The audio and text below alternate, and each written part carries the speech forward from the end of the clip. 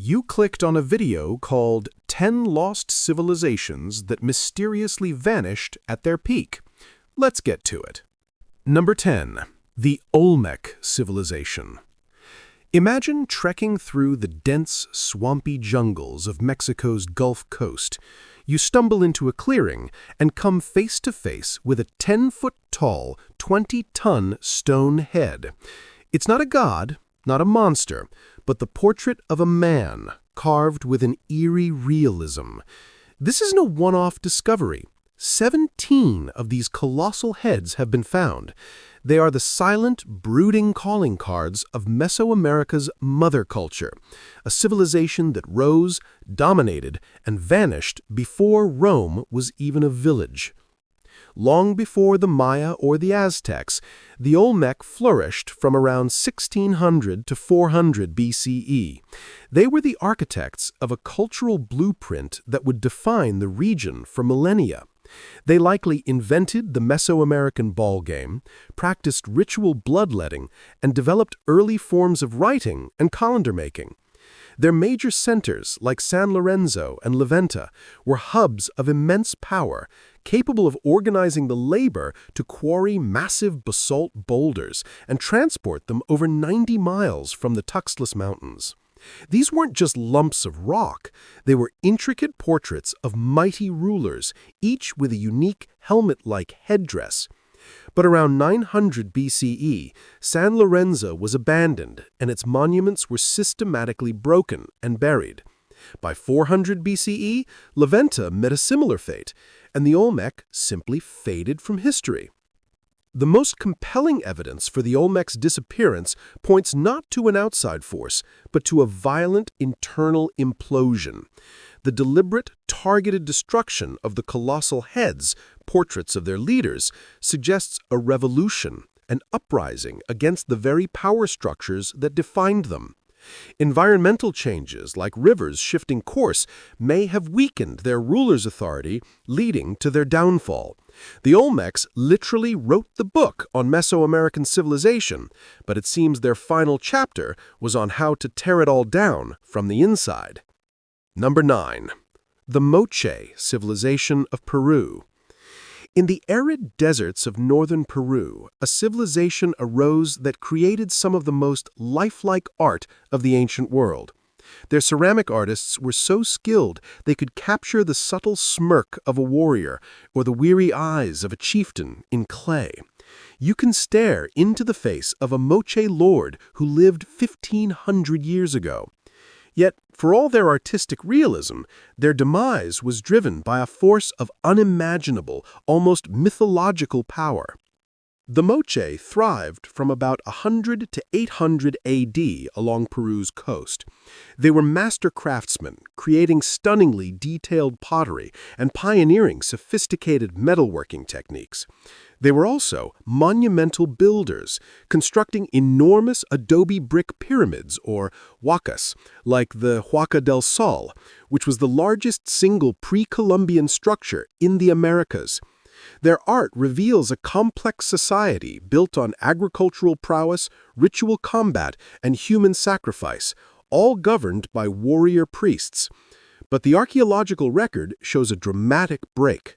Evidence points to a cataclysmic climate event around 560 AD, a super El Niño that unleashed 3 decades of torrential rain and flooding, immediately followed by 3 decades of crippling drought. This 1-2 punch from the climate seems to be the killer. The mega-floods would have destroyed their irrigation systems and eroded their adobe temples, while the subsequent drought would have shattered their agricultural base. For a ruling class whose authority came from their perceived ability to mediate with the gods for good weather, this failure would have been absolute. Their art shows us their faces in intimate detail, but their ruins reveal their fate. What good is a perfect portrait when the sky itself has declared war on you? Number 8. The Greenland Vikings. In 982, a Viking named Eric the Red, exiled from Iceland for manslaughter, went looking for new real estate. He found a vast icy wilderness and, in a stroke of marketing genius, named it Greenland to lure settlers. It worked. For nearly 500 years, a thriving colony of Norsemen survived and even flourished on the edge of the known world, building churches and trading with Europe. And then, the letters and supply ships just stopped arriving. The Greenland Norse established two main settlements, a larger eastern settlement and a smaller western settlement, with a peak population of several thousand.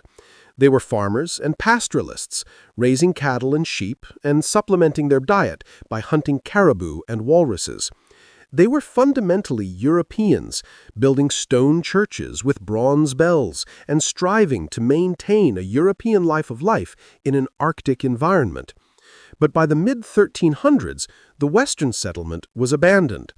The last written record from the entire colony is of a wedding in the Eastern settlement in 1408. When a ship finally arrived decades later, they found only empty farms and overgrown fields. The people were gone. The primary culprit was climate change. The world was sliding into the Little Ice Age, and Greenland got colder fast. Growing seasons shortened, and sea ice choked the shipping lanes to Europe. But there's another factor: their stubborn refusal to adapt. Unlike the local Inuit, the Norse never fully adopted technologies like the toggle harpoon for hunting seals, a crucial winter food source. They clung to their identity as European farmers until the bitter, frozen end. They weren't conquered. They just vanished. It's a chilling lesson in how a civilization can be frozen to death by a changing climate and its own inflexibility. Number 7. The Rapanoui of Easter Island. You're standing on the most remote inhabited place on Earth, a tiny volcanic triangle in the vastness of the Pacific Ocean. Your society's entire focus, your spiritual and political obsession, is carving, transporting, and erecting enormous stone figures. These multi-ton moai stare inland with blank eyes, their backs to the sea that brought your ancestors here. It's a monumental undertaking. But one day, the carving just stops, leaving hundreds of statues unfinished, as if the workers simply dropped their tools and walked away. The Rapanoui people accomplished an engineering feat that is still debated today.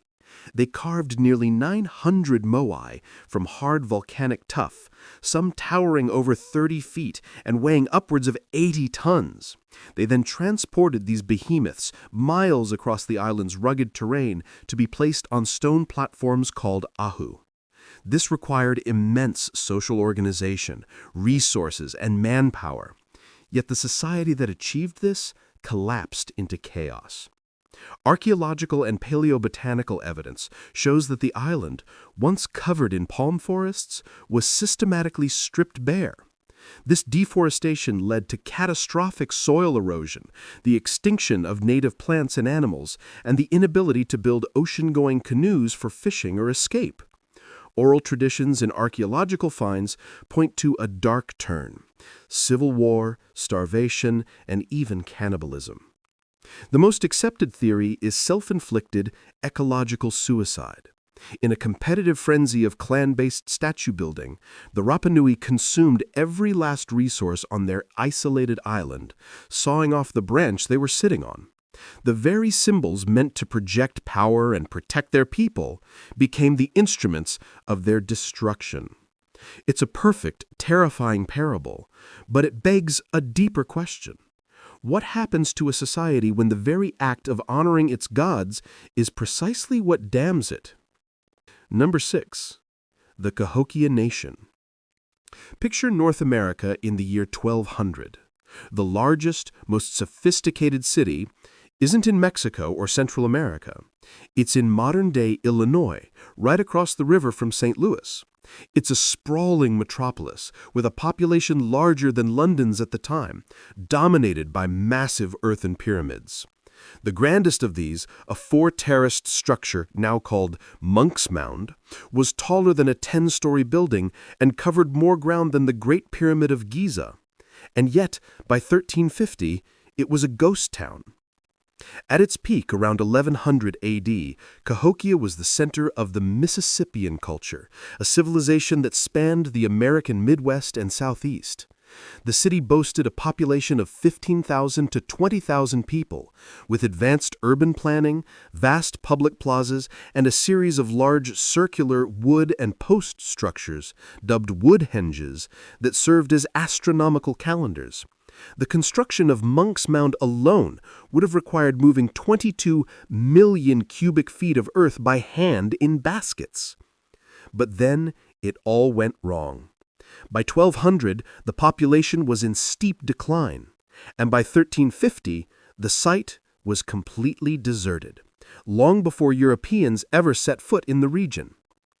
The collapse was likely death by 1,000 cuts, but the wounds were self-inflicted. Evidence points to severe environmental degradation. The massive population clear-cut the surrounding forests for fuel and construction, leading to rampant erosion and localized flooding. A major flood on the Mississippi around 1150 seems to have been a tipping point, after which a massive defensive palisade was built around the city's core, suggesting rising social unrest. Cahokia is America's first great urban experiment, a story of a society that grew too big, too fast, and ultimately consumed its own foundation. Number 5. The Anasazi, ancestral Puebloans. Imagine living in a city built into the hollow of a sheer cliff face, hundreds of feet above the canyon floor. Your home is a fortress, accessible only by a series of hand and toe holds carved into the rock. It is one of the most secure and defensible positions imaginable. You have thriving agriculture, a complex society, and stunning architecture. So why would you and 20,000 of your neighbors suddenly pack up and leave it all behind? The Anasazi of the ancestral Puebloans created some of the most spectacular architecture in North America. Between 900 and 1300 AD, they built the great houses of Chaco Canyon and the stunning cliff palaces of Mesa Verde. These multi-story, multi-room dwellings were masterpieces of masonry and astronomical alignment. Their society was supported by sophisticated irrigation systems, including dams and canals that made farming possible in an arid landscape. Yet, in the late 1200s, in a relatively short span of about 30 years, they systematically abandoned these magnificent, secure homes. They sealed doorways, left stores of grain, and simply walked away, migrating south and east to join other Pueblo groups. The smoking gun here is a megadrought. Tree ring data reveals a severe 24-year drought that struck the region in the late 13th century, crippling their agricultural systems. But it wasn't just the climate. Evidence of burned villages and unburied bodies suggests this environmental stress ignited intense internal conflict and warfare. Their cliffside fortresses became inescapable traps. They had built the ultimate defense against any threat from the outside. But how do you defend yourself when the sky turns against you and your enemy is your hungry neighbor? Number 4. The Minoans on Crete. Imagine a Bronze Age civilization without walls. The Minoans on the island of Crete were Europe's first great civilization, a maritime superpower whose art depicted not scenes of war, but of leaping acrobats, playful dolphins, and vibrant nature. Their sprawling palace complexes, like the one at Knossos, were labyrinthian centers of art and trade, not military citadels. They were a seemingly peaceful and prosperous society that dominated the Aegean Sea. Then, in an instant, their world was torn apart by a real-life cataclysm of biblical proportions. Flourishing from roughly 3000 to 1100 BCE, the Minoans were a thalassocracy, an empire of the sea. Their location on Crete made them a hub for trade connecting mainland Greece, Egypt, and the Near East. Their palaces were unfortified, suggesting a dominance so complete they feared no rivals. But around 1600 BCE, the nearby volcanic island of Thera, now known as Santorini, erupted in one of the largest explosions in human history. The blast, orders of magnitude more powerful than Krakatoa, triggered a mega tsunami that slammed into the northern coast of Crete, obliterating ports and coastal settlements. The sky would have filled with ash, causing crop failures and plunging the region into darkness. Minoan civilization limped on, but it was a fatal blow. The eruption of Thera provides a clear, devastating explanation for the beginning of the Minoans' end. The subsequent chaos left them vulnerable to takeover by the more militaristic Mycenaeans from mainland Greece. The Minoans were a superpower, the masters of their known world, brought to their knees not by an invading army or political collapse, but by a geological hiccup.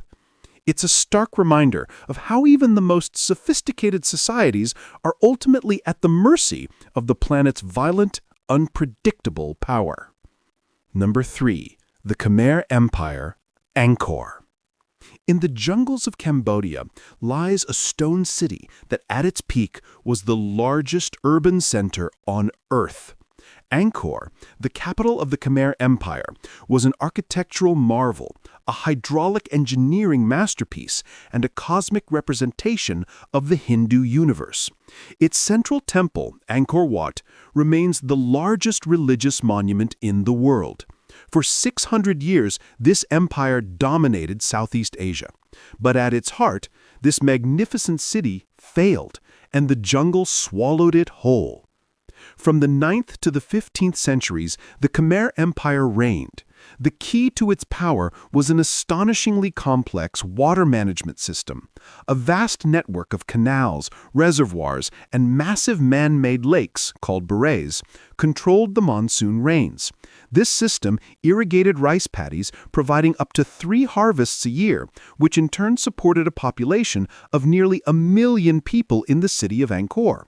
The empire's wealth built over 1,000 temples, including the breathtaking Angkor Wat. But by the late 13th century, this intricate system began to fail. Construction ceased, and the empire entered a terminal decline, abandoning its grand capital. Ironically, the very system that gave Angkor life was also its fatal flaw.